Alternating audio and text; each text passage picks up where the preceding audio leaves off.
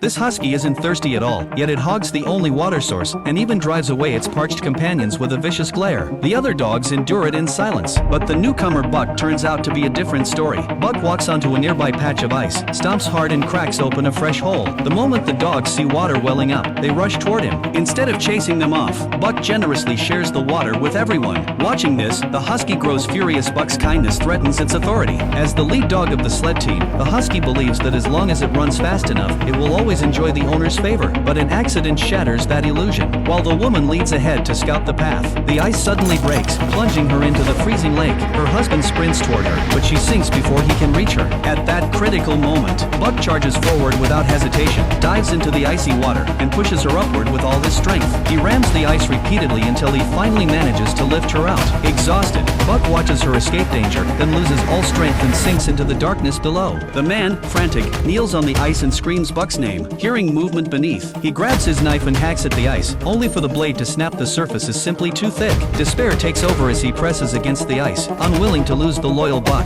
Just then, a wooden stick appears beside him. He grabs it and starts smashing again, but something feels off. He turns and realizes the stick was handed to him by Buck himself, who managed to surface.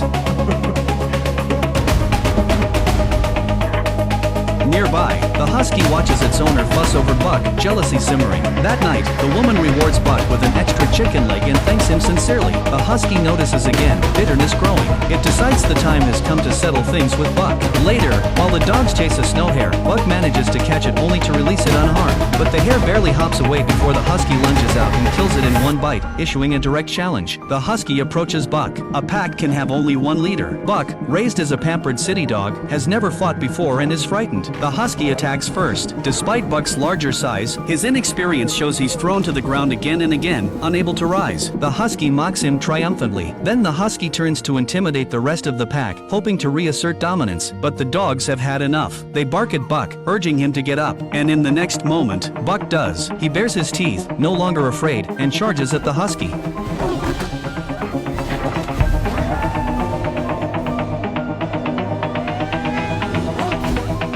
This time he wins. The pack celebrates Buck's victory, knowing it no longer has a place here. The husky slinks away with its tail between its legs. The next morning, with the team lacking a lead dog, Buck naturally steps to the front. But the man thinks Buck lacks experience. Buck protests, but the man drags him to the back anyway and brings out an older, seasoned dog to lead. Yet the old dog, glancing at the unhappy Buck, refuses to put on the harness. Not wanting to anger either the owner or Buck, it simply collapses on the ground in stubborn refusal. Helpless, the man finally gives the position to Buck. Because of the delay, the man expects they'll arrive late, but he's surprised to find the team now united under Buck running faster than ever. At this pace, they'll reach town 2 days early. Excited, the man laughs loudly, too loudly. His voice triggers an avalanche. He orders Buck to turn left, but Buck, assessing the falling snow, knows it's already too late. Instead of obeying, he charges straight into the heart of the avalanche path.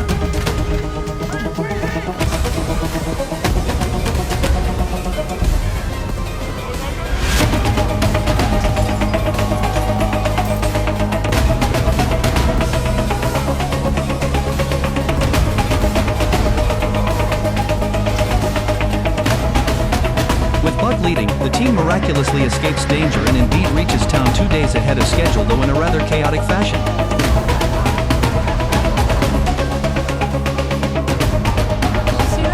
On their way home, Buck notices townsfolk joyfully reading their mail. He finally understands the purpose of a sled dog in his own calling. In the days that follow, Buck leads the team to deliver mail early every time, proudly at the front as people cheer him on. But the good times don't last. With new technology rising, telegraphs replace letters, and the sled team becomes obsolete. Buck's owner, needing income, takes another job and reluctantly sells Buck to a gold prospector. To save money, this prospector barely feeds the dogs and forces them to pull loads many times heavier than before, pushing them to utter exhaustion.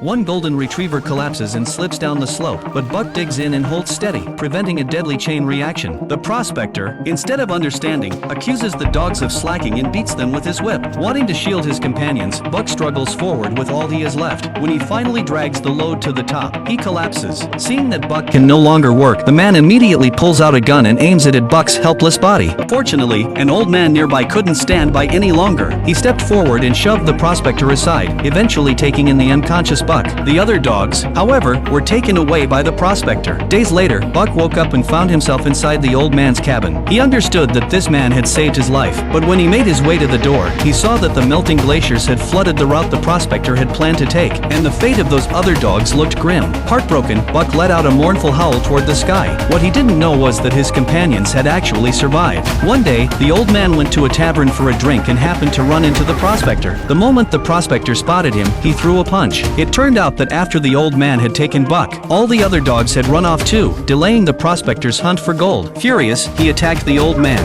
Luckily, Buck arrived just in time to save him.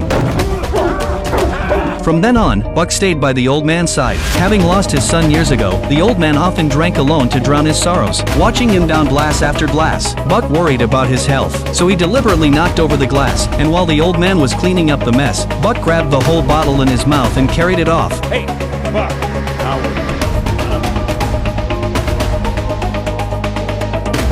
Buck buried the entire bottle deep in the snow. When the old man came out looking for his drink, Buck sat there in the snow with an innocent look on his face, refusing to budge an inch. The old man had no choice but to give up. This was his birthday.